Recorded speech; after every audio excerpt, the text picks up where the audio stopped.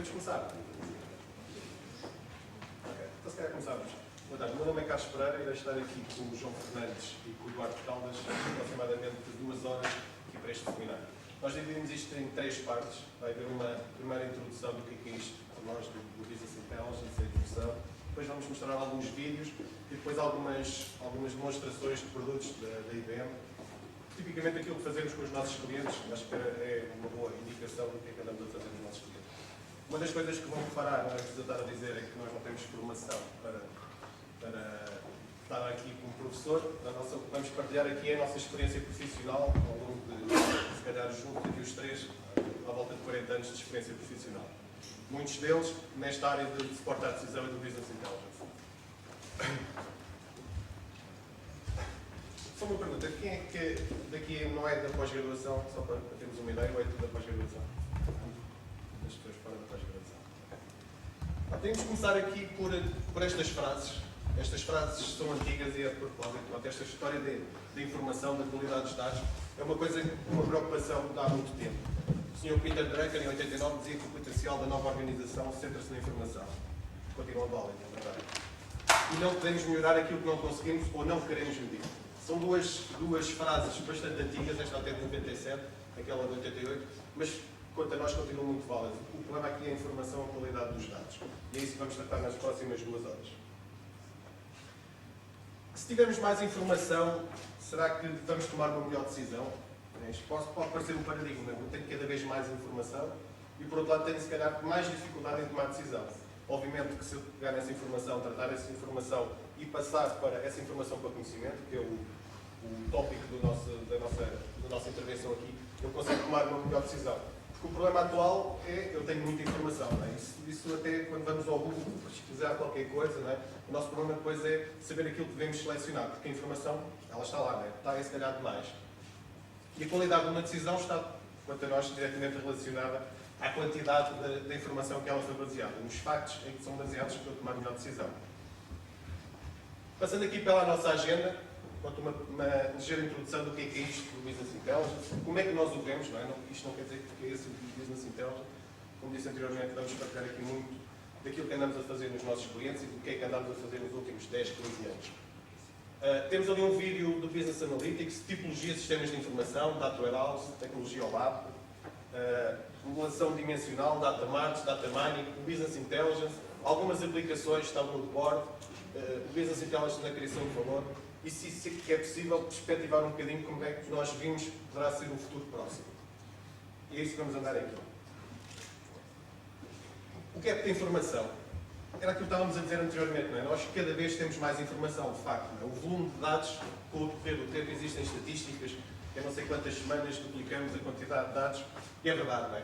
Temos sistemas de RP, tipicamente SAP à volta daquilo, CRM, SRM, documentos internos, não é? Muito Excel nas organizações, conteúdos web, dados de mercado, outras aplicações, e por outro lado temos aqui um gap de informação, porque temos muitos dados, é verdade, e se calhar às vezes não conseguimos tratar essa informação.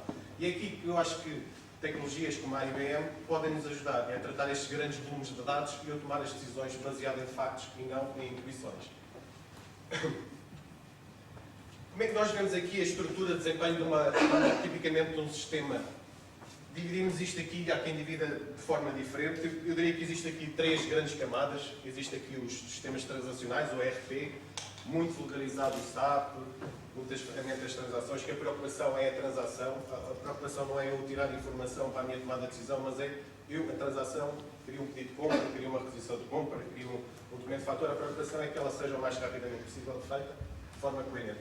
Depois tenho aqui uma camada, questão de conhecimento operacional, muito usado, ferramentas de Data Warehouse, em que eu pego uma informação que está aqui nos meus sistemas transacionais e sistemas externos, agrego aquela informação, faço limpeza de dados. Cada vez mais existem ferramentas que vão ler essa informação aos Data Warehouses, que é ali o conhecimento estratégico da organização. Mas podemos dizer que estão aqui 3 níveis distintos. Há ferramentas, que é o caso da ferramenta da IBM, estas duas de cima estão conjugadas, embora sejam soluções diferentes, estão no mesmo sítio. Aqui embaixo a preocupação é a origem dos documentos, aqui consigo fazer alguma informação, rentabilidade dos clientes, dos produtos, mas onde eu tomo decisões é com aquela informação agregada cá em cima. Aqui um enquadramento. Porquê que quanto a nós faz sentido haver esta necessidade? Aliás, se tiver alguma questão, interrompam-nos à vontade, também não estejam com questões que isto não é uma aula. Qualquer questão, qualquer dúvida que tenhamos falado, seja menos claro da nossa parte, mandem-nos parar, não há problema nenhum.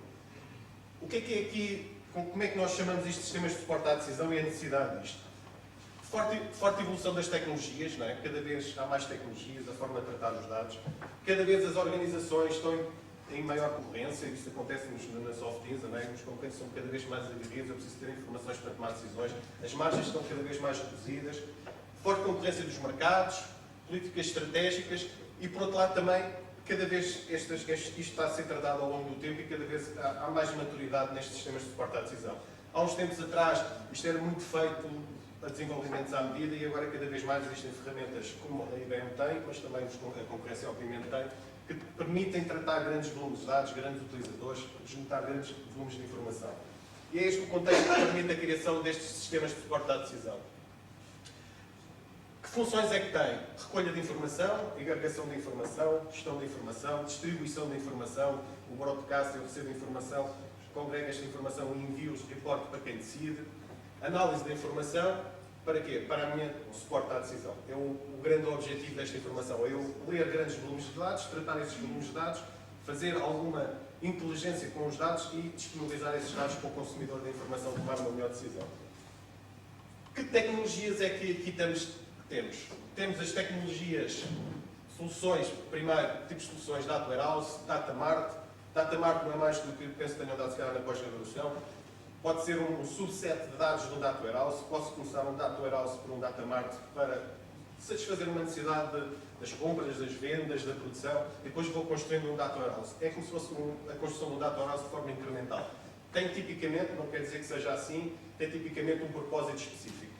Temos tabula de bordo, cada vez mais usados na organização. Eu tenho grandes volumes de dados, mas se calhar 15, 20 indicadores é suficiente para tomar as minhas decisões, ou é possível, com 20 indicadores, para cada um dos decisores que sejam necessários para essa quadra decisão. Obviamente que numa organização, a organização está dividida e está encadeada, os indicadores são diferentes. Obviamente contribuem todos para um só, mas eu diria que se calhar 10, 15 indicadores iremos ver a seguir exemplos de tabula de bordo.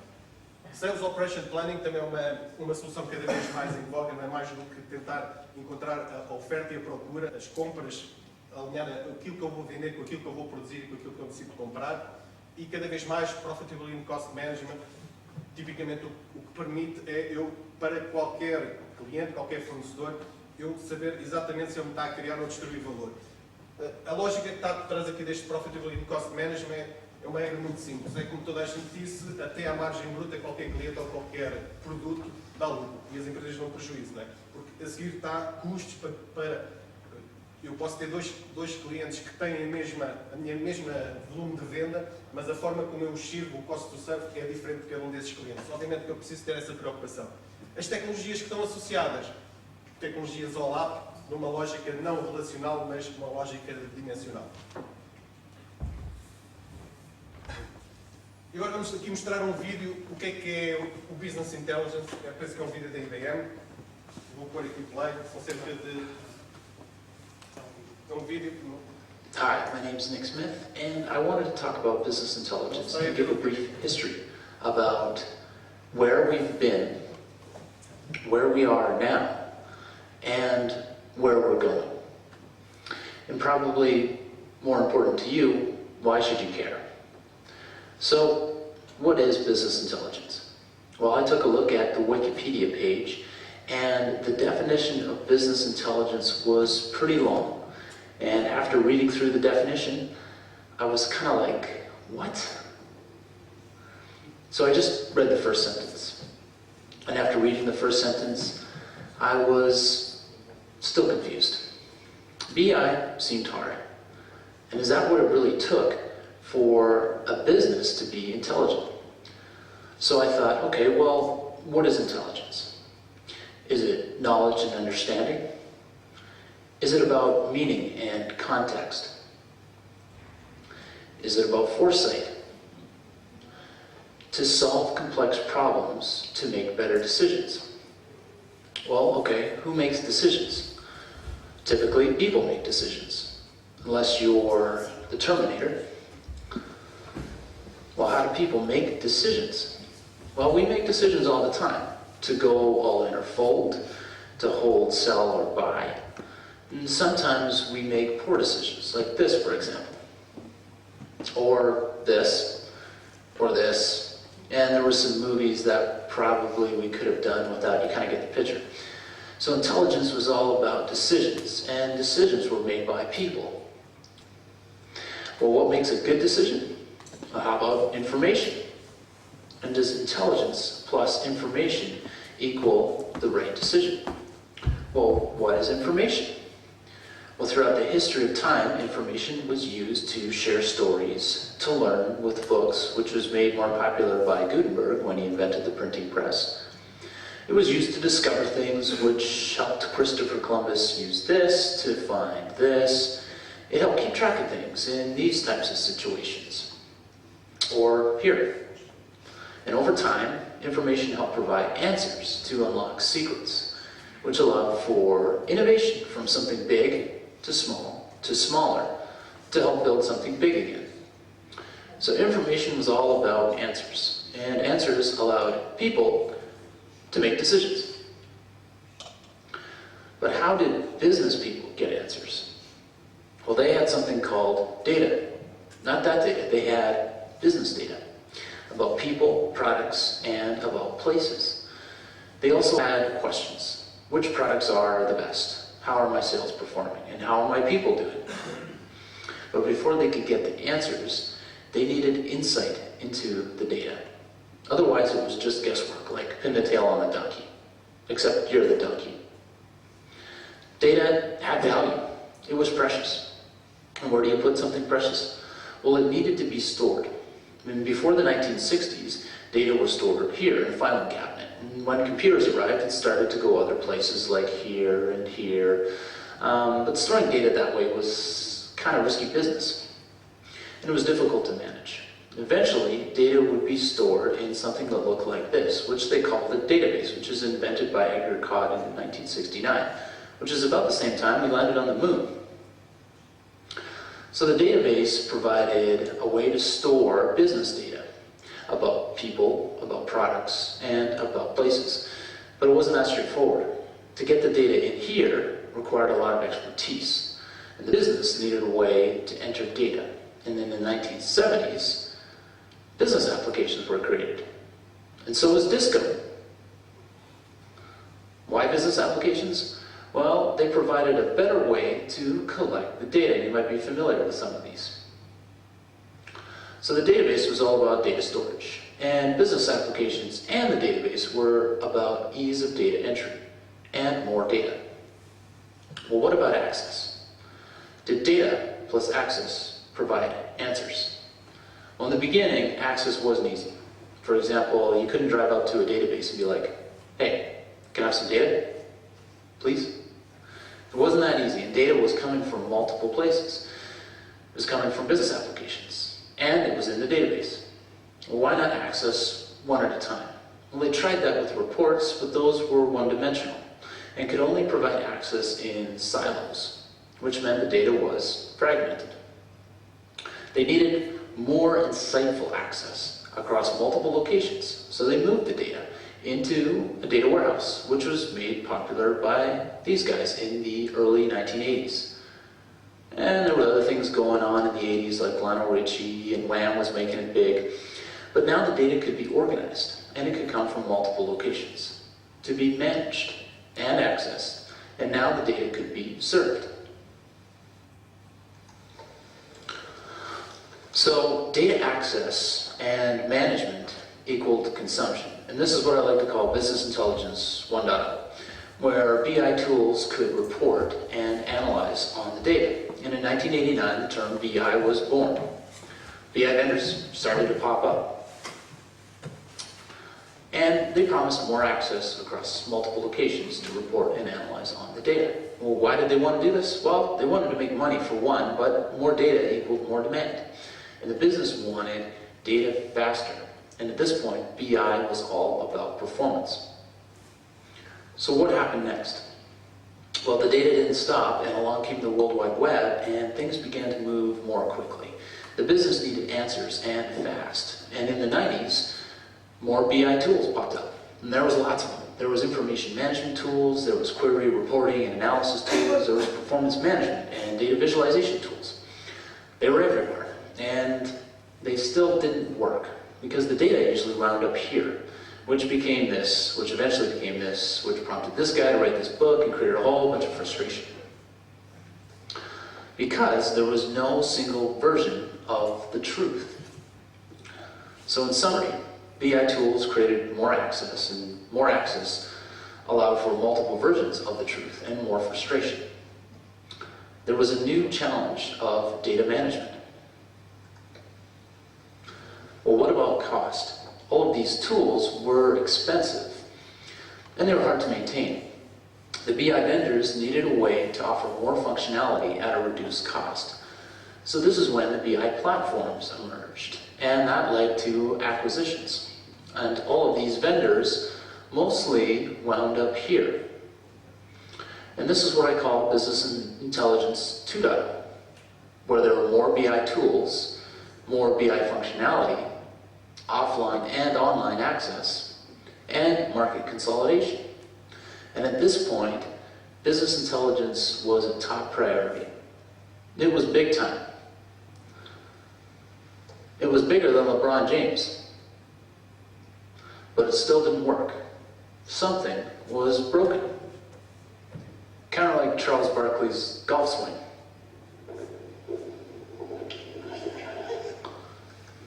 Business people were still confused. And if we go back to the definition of business intelligence, well, things hadn't changed. What wasn't working? Well, the business still couldn't get the answers. It wasn't about people. It was about systems and people accessing those systems. What was wrong with that? Well, it required access. Who provided access? Well, typically it was IT. And what happens when 80% of the people call IT for data? A lot of frustration.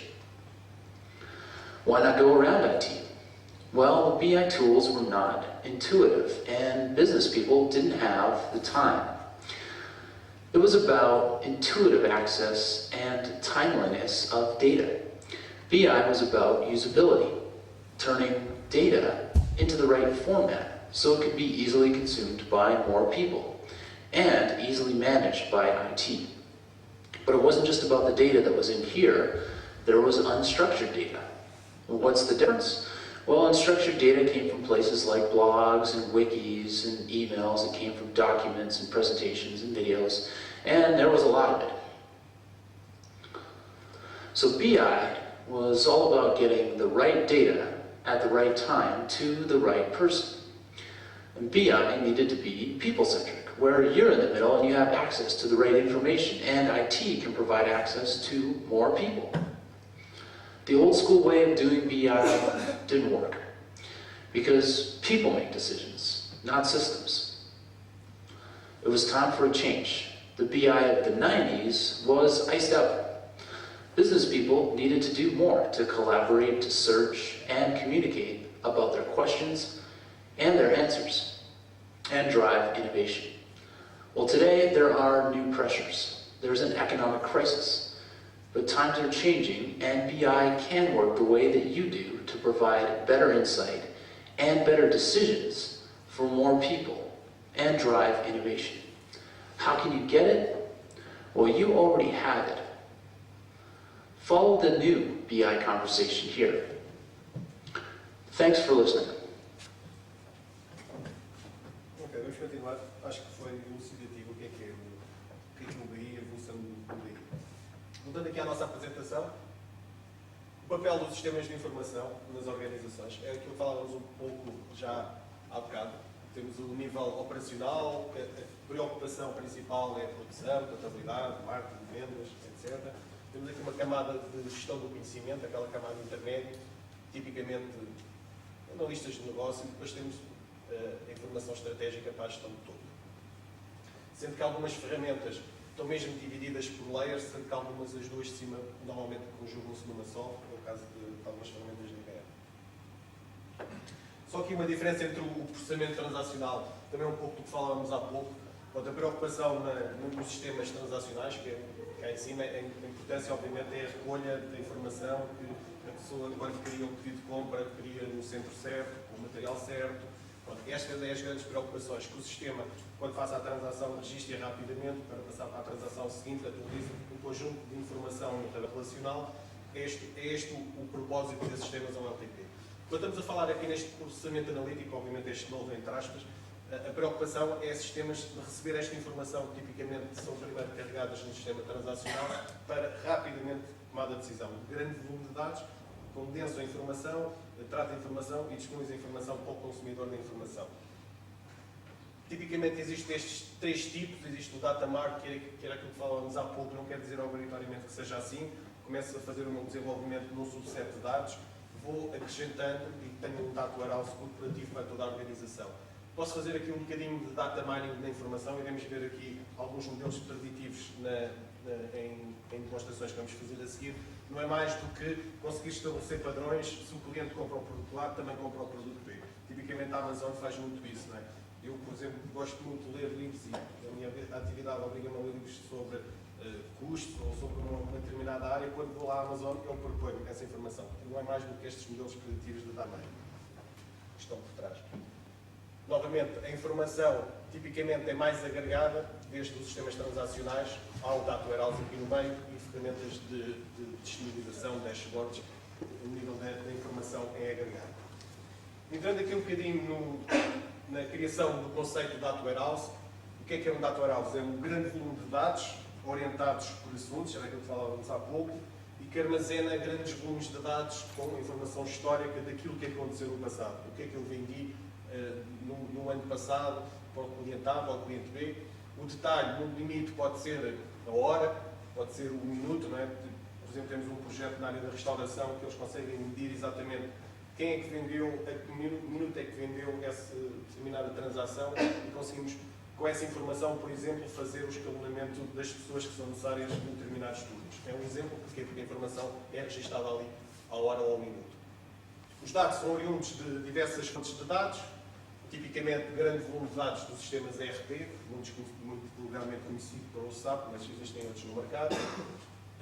Outras bases de dados, informação que a pessoa tem nos seus desktops, no Excel, nas organizações, obviamente, e informações de empresas que disponibilizam certas informações sobre o mercado. Por exemplo, nós na Softinza compramos informação para saber a cotação de alguns clientes, se tem rate, se não tem. Pronto, pegamos nessa informação, incorporamos na nossa informação transacional para o decisor tomar essa decisão.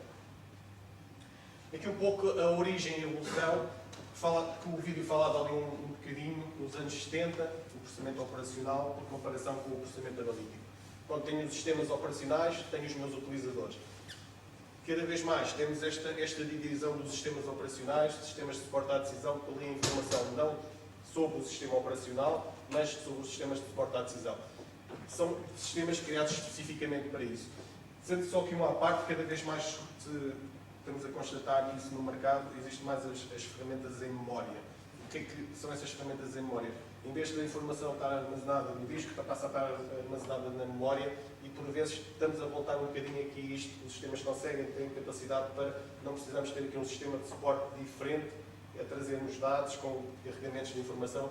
Porquê? Porque isto apenas foi necessário fazermos ali o sistema de suporte à decisão separado por questões de performance. Tipicamente, sistemas desta informação vivem de duas grandes características. A velocidade com que eu vou executar o meu relatório, tipicamente, isto vale qualquer 15 segundos é o tempo necessário para executar qualquer relatório, senão quer dizer que com um problema no relatório eu tenho que olhar para o modelo de dados ou para o relatório e também para a qualidade dos dados. Mas agora está-se cada vez a voltar para esta informação estar toda em memória. Parece que estamos a voltar um bocadinho para o mesmo sistema. O modelo tradicional, temos então o sistema de informação, extração de informação, construção de relatórios pré-definidos dentro do sistema operacional. Aqui no sistema de suporte à decisão, fazemos então, temos os sistemas operacionais, tipicamente nunca é um, mas são vários, fazemos um enriquecimento da informação. Por exemplo, fizemos um projeto interessante há uns tempos atrás, em que a mesma empresa vendia automóveis e fazia prestação de serviços de reparações de automóveis. E o cliente, embora fosse o mesmo, tinha numerações diferentes. Se eu analisasse per si, um cliente poderia ter uma importância muito pequena no volume de faturação. Quando eu conjuguei a informação e enriqueci a informação, sabia que era a mesma informação. O cliente que me comprava viaturas e que me reparava. Eu consigo agregar essa informação porque tenho esses sistemas de informação com o enriquecimento desta informação. E depois, tipicamente, faço relatórios sobre isso. Aqui também a informação do sistema operacional, sistemas de suporte à decisão, muito detalhado, obviamente, porque o objetivo é a transação, qual foi o cliente que me fez o pedido de compra, o centro, a mercadoria, etc, etc. Aqui é mais sumarizada a informação. É validada no preciso momento do acesso, aqui representa evoluções e tendências do que é que aconteceu. Tipicamente utilizado por operacionais de negócio, do lado direito utilizado por analistas de negócio. Modelo com muitas tabelas e modelos com o chamado Star Schema com muitas poucas tabelas. Apenas por jeito de curiosidade, o ERP tem à volta de 30 mil tabelas. Quando estamos a trazer a informação ERP SAP, quando temos informações para tabelas ali, se chamamos Star Schema, podemos ter, se calhar, 10, 15, só para terem uma ideia da dimensão de um lado e do outro. O desempenho aqui é crítico no momento em que eu faço a transação, se eu gravo uma transação, quero que ela seja rápida. Aqui o conceito é variável. Tipicamente esta informação nunca está online, tipicamente é um processo de batch que corre à noite que eu trago a informação dos meus sistemas operacionais para os meus sistemas de suporte à decisão. Por isso pode demorar muito tempo a carregar, posso fazer agregações, a mesma informação pode ser carregada 3 e 4 vezes. O objetivo é que quando eu for fazer o acesso a essa informação respeita aquela regra que estávamos a falar há pouco dos 15 segundos. Sem redundância de informação, ali tem a redundância de informação, é o que estávamos a dizer. Vamos imaginar que eu tenho as vendas, por exemplo, faço por cliente, por produto, por mercado, eu tenho um conjunto de dados, mas quando eu agrego esta informação, ele vai-me agregar pelas dimensões de análise. E mesmo dentro do meu modelo de suporte à decisão, eu posso ter agregações dentro de agregações. A mesma informação é quase como se tivesse 4 ou 5 vezes a mesma informação. A informação, de facto, é a mesma, está agregada de forma diferente. Orientada para a transação, aqui é orientada para as análises. Aqui algumas diferenças significativas entre uns sistemas e outros. É um pouco aquilo que estávamos a falar há pouco, velocidade de um lado, do outro lado a preocupação é mais no relatório, análise de cenários, muito utilizado nesta informação. Se todas as minhas variáveis se manterem, mas eu apenas variar uma delas, por exemplo, o preço, ou o preço de compra ou o preço de venda, qual é que é o meu impacto nos meus relatórios, no meu profit and loss, na minha construção de resultados, no meu balanço, etc, etc, etc. Análise de cenários, otimização da análise, e os utilizadores são analistas. Portanto, um pouco falámos no slide anterior, embora os dados sejam exatamente os mesmos, têm visões diferentes desses mesmos dados.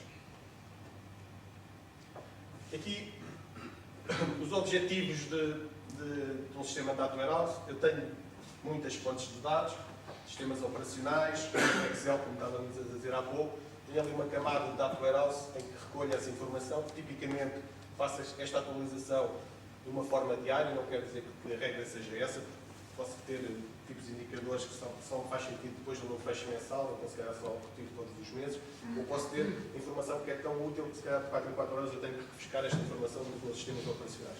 E os analistas de negócio vão ler esta informação, a informação que está ali armazenada no data warehouse. Com a preocupação da rapidez da informação. Aqui só para também referir, também o vídeo referiu um pouco, quanto é os estilos de informação. Se pensarmos naquele exemplo que há pouco estava a dizer, eu posso ter um cliente no sistema operacional A, um cliente A, e eu posso ter no sistema operacional B, o cliente é o B, mas por acaso até o mesmo. Não é? E depois, quando eu analiso esta informação, eu tenho que analisar em conjunto, porque pode ser perigoso eu estar a analisá-la de forma isolada. Aqui algumas análises sem data warehouse, dificuldade na obtenção de informação, dificuldade na fonte de dados e na interpretação desses mesmos dados.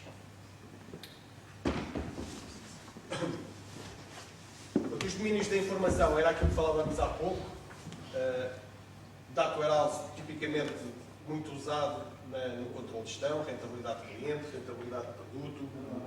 No marketing, eu ter uma visão integrada do meu cliente. Na área de vendas, informações sobre pricing, muito usado, obviamente, porque eu tenho grande volume de dados, consigo saber informação com grande detalhe e depois, tipicamente, isto tudo depois vai conjugar na informação financeira,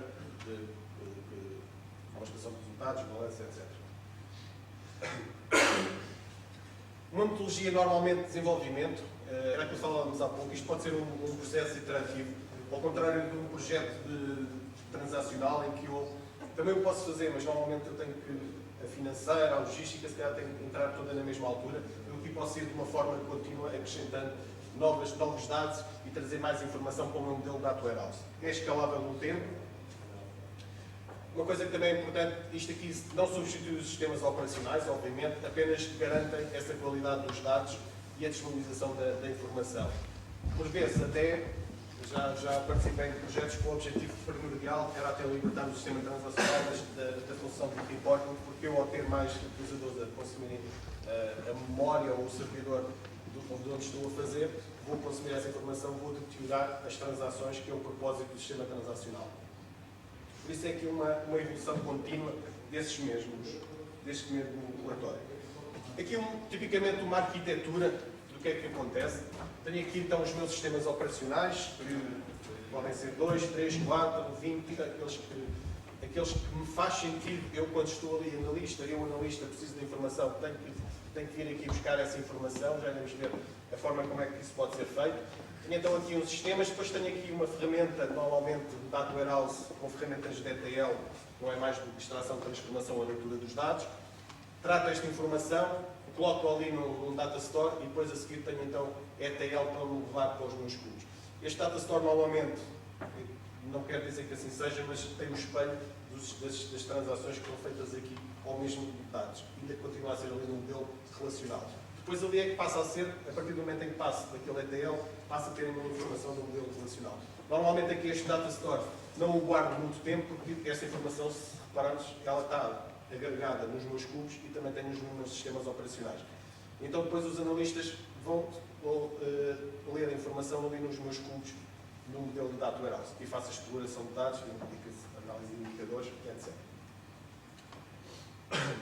Era aquilo que falávamos há pouco, tipicamente, não quero dizer que assim seja, mas existem aqui dois processos de ETL, de extração, transformação e leitura, sendo que o último faz agregações de informação para o modelo de reporting.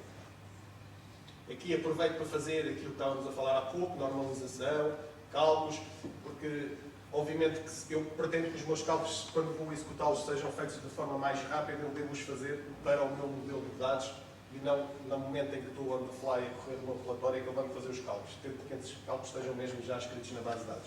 É que estes cálculos estamos aqui a falar, e das agregações.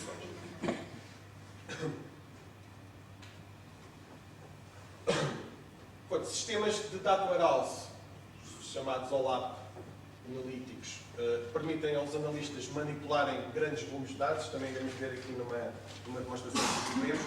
Permite-me consolidar grande volume de dados, fazer o drill down. Eu começo por quais foram as minhas vendas em Portugal, depois aparece-me tipicamente, não quero dizer que assim o seja, mas por hierarquia norte, centro e sul, dentro do norte, vou dentro do norte, vou ao Porto, vou à GOA, consigo andar a navegar na informação e fazer também o oposto, fatiar o slide and dicing. Consigo chegar do meu dado agregado, consigo chegar ao dado atómico que deu origem àquela informação. As ferramentas de Data Warehouse são muito potentes também nisto. Onde é que elas são usadas e para que servem? Acedem a grandes volumes de dados agregados, comparam períodos, o que é que aconteceu hoje, comparado com um período homólogo, dados orçamentados, se assim for, envolvem grandes cálculos e são capazes de responder com uma grande rapidez aos tais 15 segundos que estávamos a falar há pouco. Porque se eu tenho uma ferramenta de Data Warehouse e o meu relatório demora 4 ou 5 minutos, eu tenho que repensar o que é que está a passar. Aqui um modelo dimensional. Curioso, isto, obviamente, que o modelo dimensional é apenas uma metáfora visual do que é que. Para ser fácil de perceber, não é?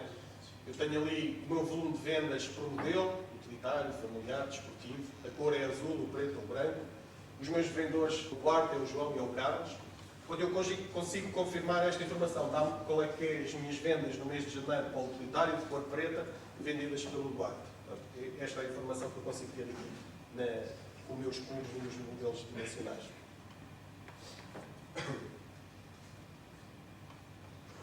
Aquilo que estávamos a falar há pouco, eu tenho um modelo e depois faço variar de janeiro, fevereiro, março. E é neste tipo de informação que o Excel normalmente não funciona, não é? Porque nós não conseguimos ter aqui a partir da terceira dimensão ele vai ser um bocadinho feliz. Ainda bem para nós.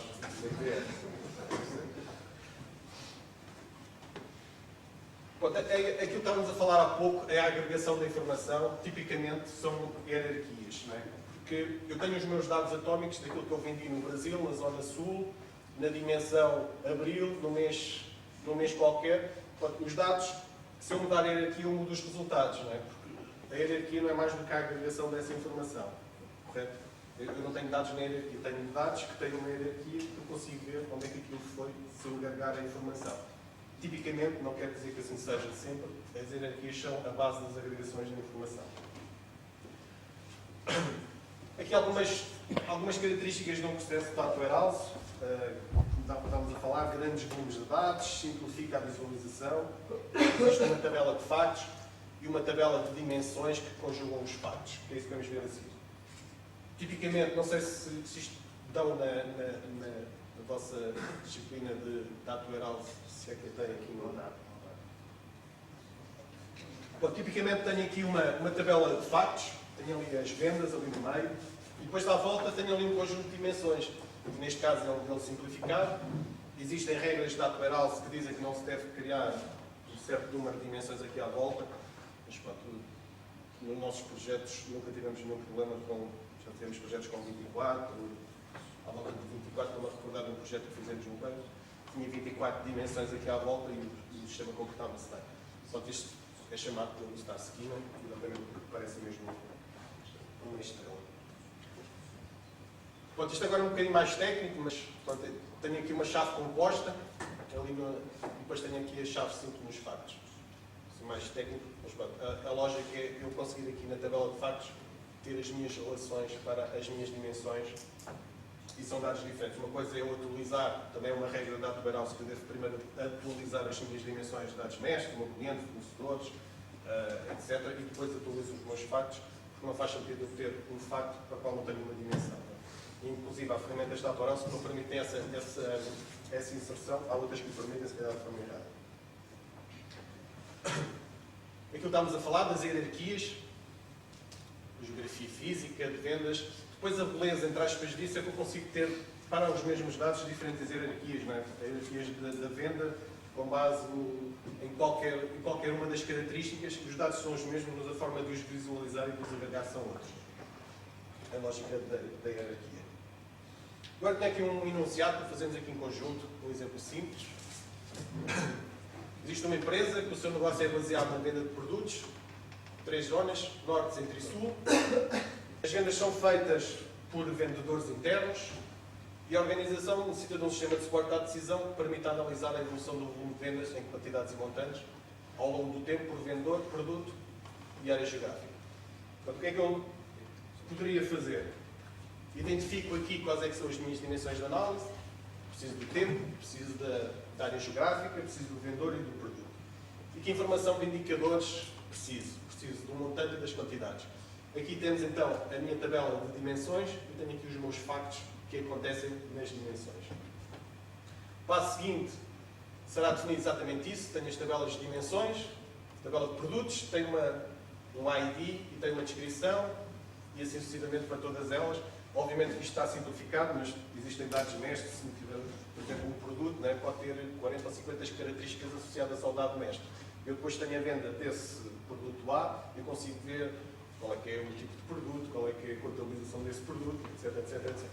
E depois tenho ali a minha tabela de factos, que não tem mais do que as minhas relações com as chaves para as minhas dimensões e tenho os factos, que é o amount e o price. Se criarmos a tal Star Schema, temos então ali a tabela de factos no meio e temos as minhas dimensões aqui à volta, que me vai permitir fazer um conjunto de análises, por exemplo, para determinado segmento de negócio, durante o último mês, na região norte, para os melhores 5 clientes, comparado com o orçamento. Depois de ter esta informação, vou voltar aqui só um bocadinho atrás, quando eu consigo ter a informação com este detalhe que aqui está, não é? Em que altura é que foi feita a venda, em dia, mês e ano, qual foi o vendedor que fez a venda, em que área geográfica e que produto é que vendeu. E permite então estas análises que estávamos aqui a falar. Ainda voltando à metáfora visual do cubo, não é? Eu tenho aqui os produtos, eu faço variar aqui o cubo e tenho aqui diferentes meses. A informação é-me posicionada para ser analisada. Aqui também já falamos há pouco um bocadinho aqui deste Datamart, que tipicamente é um subset do Data Warehouse. Tipicamente também a nossa experiência diz-nos que assim é, mas não quer dizer que seja assim. Começa-se por um Datamart e depois constrói-se um Data Warehouse. E pode também não ser desta forma. Mas pronto, está aqui a explicar um bocadinho. O Data Warehouse é uma coisa um bocadinho maior do que o Datamart. E posso criar um Data Warehouse conjugando 4 ou 5 Datamarts. Aqui só a diferença também, isto também não quer dizer que seja sempre assim, mas o Data Warehouse tipicamente é corporativo para toda a organização, o Datamart é mais departamental. Os utilizadores também são tipicamente Data Warehouse muitos, no Datamart são poucos. O domínio de informação tipicamente é uma no Datamart. O custo inicial, obviamente, o Datamart é mais pequeno.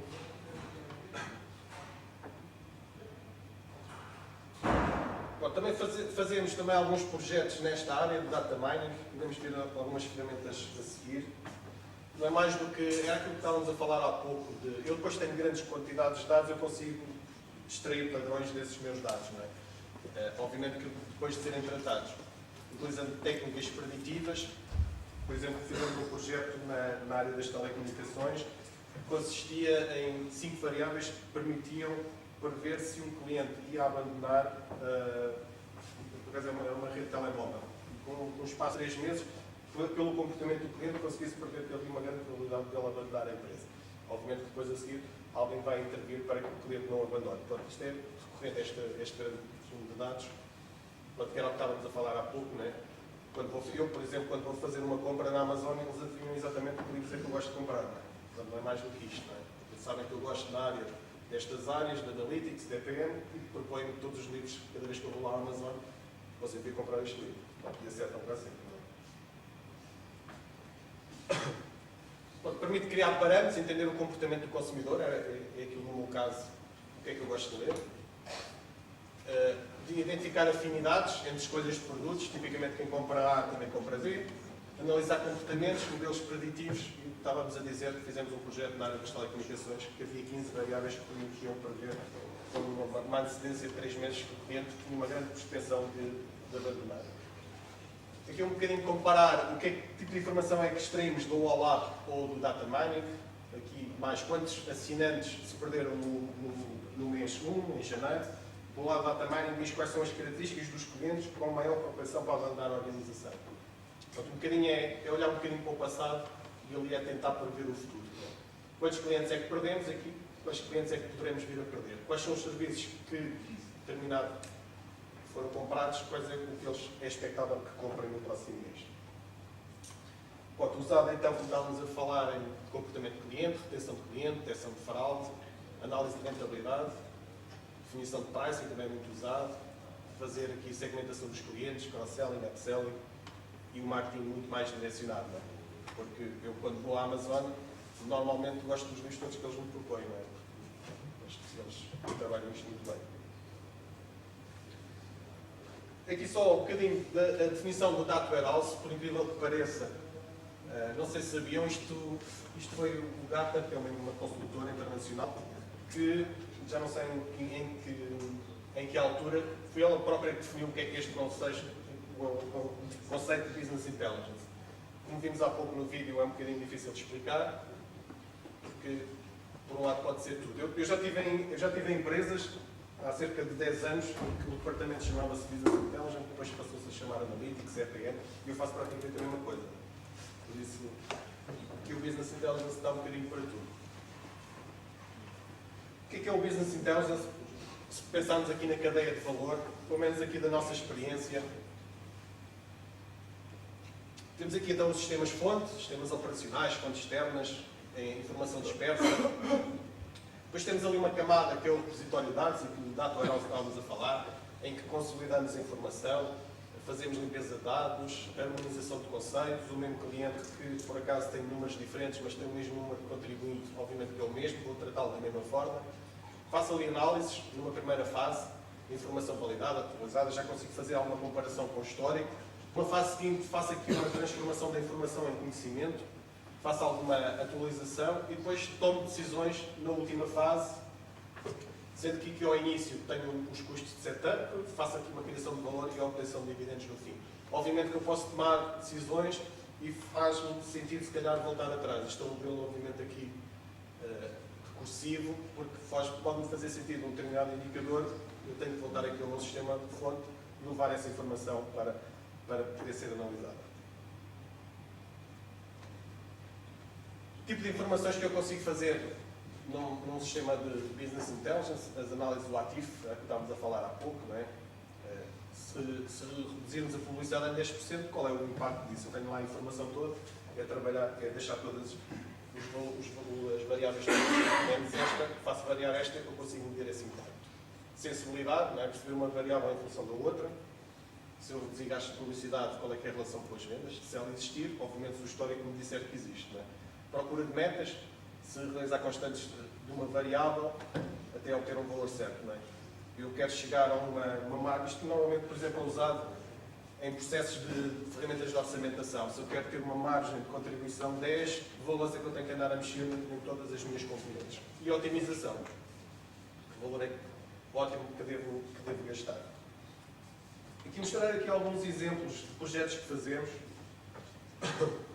Vou ter aquilo que falávamos, se calhar, eu tenho muitos indicadores, mas se calhar para quem toma decisões, se calhar, sei lá, isto é um exemplo real mesmo de um projeto que fizemos já há muito tempo, em 2002. Havia aqui o tableau de bord, que não é mais do que conjugação de informação de uma forma sumarizada. Na altura chamava-se tableau de bord, porque existia uma metodologia que usamos, que vamos falar a seguir. Mas está definido ali indicadores financeiros, operacionais, estratégicos, e eu faço uma medição disso mensal, trimestral, anual, e comparo com o budget.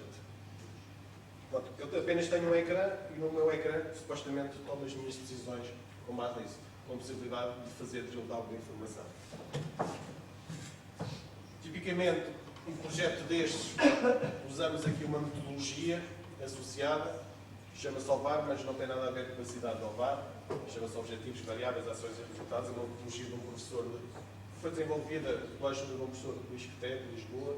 Não é mais do que, em 5 fases, eu consigo direcionar, para, tendo em conta a minha posição na organização, que indicadores é que eu posso intervir, não é? Porque eu, por exemplo, há indicadores na Softiza que eu posso monitorizá-los, mas não tenho qualquer impacto em mexê-los, não é? Portanto, esta metodologia procura adequar exatamente isto. O que é que nós fazemos? Dividimos isto em 5 fases, percebemos um bocadinho a organização da gestão, quem é que manda em quê, quais é que são as áreas de negócio, os objetivos a monitorizar, quais é que são os indicadores que faz sentido, que eu tenho influência e que faz sentido eu monitorizar porque eu tenho capacidade de os mexer, faço a recolha da informação e faço a apresentação dos resultados. Passando assim muito rapidamente para cada uma delas, bom, tipicamente existe a direção-geral, existe a direção intermédia e os responsáveis operacionais. Obviamente que cada um tem indicadores distintos, mas obviamente que os indicadores têm que estar alinhados. Não é?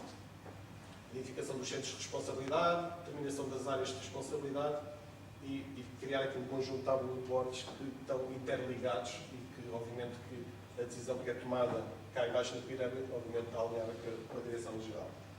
A seguir tenho a determinação dos meus objetivos, que era o que falávamos há pouco, o que é que faz sentido monitorizar indicadores. Depois tenho a recolha dos indicadores, aqui é onde tipicamente demoramos mais tempo. O que é que aqui fazemos? Depois de termos os indicadores, temos que andar para os sistemas operacionais a perceber se temos condições para os ler e para os disponibilizar. Não é? Porque eu posso ter um indicador que me dava muito jeito de ter, mas que me é impossível, porque é impossível a organização conseguir, portanto, dar essa informação para disponibilizar para a informação. Tipicamente, depois, temos aqui uma matriz que nos permite criar o tal nosso modelo, não é?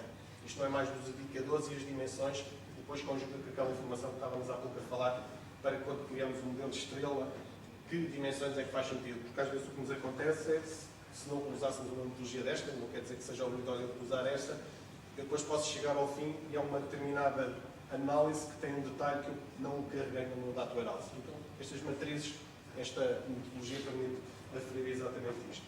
Depois é a recolha da informação. Obviamente eu sei que indicadores é que quero, tenho que ir aos meus sistemas a montante e tratar essa informação. Que informação é que vou trazer? Também é importante garantir-se, obviamente, se eu quero ter um relatório mensal ou um relatório semanal, tenho que ter condições de conseguir extrair com essa mesma periodicidade. Depois, de seguida, faço a apresentação dos resultados. Tipicamente num relatório com poucos dados. Permite-me acompanhar a minha organização. Isto é um exemplo real de um projeto do ano passado. Regras de utilização, não é? Os dados são fornecidos rapidamente, possibilidade de estimativas, não é? Se eu não tenho o ano todo, mas quero informação, posso ter necessidade de fazer algumas estimativas.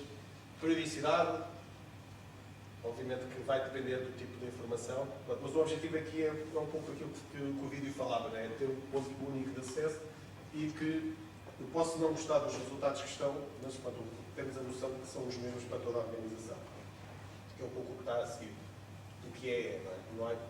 A não ser que nos tenhamos enganado no processo, aquela informação é aquela mesma. Não é? Permite conhecer os objetivos, conhecer onde estamos, o que é que precisamos estar até onde estar e temos aqui uma tomada de decisão coordenada. Tipicamente é usado, estavam os boards aqui num contexto de gestão integrada, tipicamente tenho ali um plano a médio e longo prazo, que quando começámos, se calhar, há uns 10 anos a falar sobre isto, este plano a médio e longo prazo era 4 ou 5 anos, cada vez isto está mais curto, para tipicamente 2, 3 anos. Depois desse plano de 2, 3 anos, tipicamente descasca ali para o orçamento, que não é mais do que pegar naquilo que eu quero a médio e longo prazo, materializá-lo financeiramente numa base anual. E depois tenho aqui o real e tenho ali o meu dashboard que me permite analisar o real versus aquilo que tinha orçamentado. Permite-me criar medidas corretivas que pode ser ou me enganei no orçamento, não é? Aquilo que eu previ não fazia muito sentido, vamos imaginar que o preço de uma determinada matéria-prima deixou de fazer sentido, posso fazer correções ao orçamento, ou, por exemplo, posso ter que contratar 1 ou 2 vendedores para andar aqui alinhados.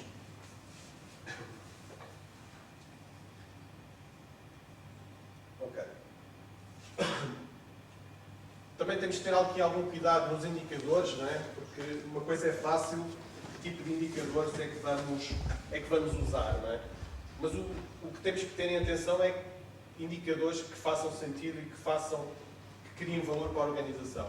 Aqui, novamente, o Sr. Peter Drucker disse que, enquanto uma empresa não conseguir resultados superiores ao custo de capital, né, as empresas precisam de dinheiro, utilizado para alcançar está, na realidade, a operar no negativo. Não interessa que paguem os impostos, que eles perderem lucro, se tratasse de desenvolvimento à economia e consumo de recursos. Portanto, a ideia aqui é, eu tenho um resultado, mas este resultado, obviamente, isto é apenas um exemplo de um projeto que fizemos, eu consigo ter um resultado residual por cliente, por produto, por mercado, eu consigo saber que produtos e que mercados e que clientes me criam e destroem valor. Era um pouco aquilo que estávamos a dizer há pouco, não é? Como alguém disse, não é? As empresas até à margem bruta dão todas lucro, não é? E os clientes e os produtos e as empresas dão prejuízo, não é? Porque eu tenho aqui as minhas vendas, os meus custos, as minhas margens, mas depois tenho que ir um bocadinho mais além, porque um exemplo concreto em projetos que fazemos, por exemplo, na Softinsa, por vezes temos que ter lá um servidor 2, 3 meses, ou às vezes até meio ano, para fazermos um projeto. Obviamente, as vendas, se calhar, são as mesmas 2 projetos, mas se tivermos que alocar este servidor ao projeto, ou porque o cliente também nos paga mais tarde, isto custa dinheiro, portanto, eu tenho que ter aqui algum cuidado com os indicadores. Também, projetos que estamos a fazer também ultimamente, até aqui um bocadinho o conceito de avaliação da performance da organização e os prémios e incentivos dos colaboradores. Fizemos um projeto, por exemplo, para uma empresa que tem vários restaurantes. O que é que isto permite? Permite que as pessoas que estão a fazer a venda saberem que produtos é que faz sentido que se venda. Por exemplo, um caso curioso, quando se vai a esse restaurante, por vezes a pessoa diz, este prato está muito bom, não é?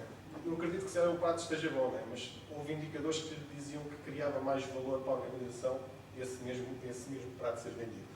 E indexámos os prémios e incentivos das pessoas que estão a fazer essa venda à criação de valor na organização no seu todo.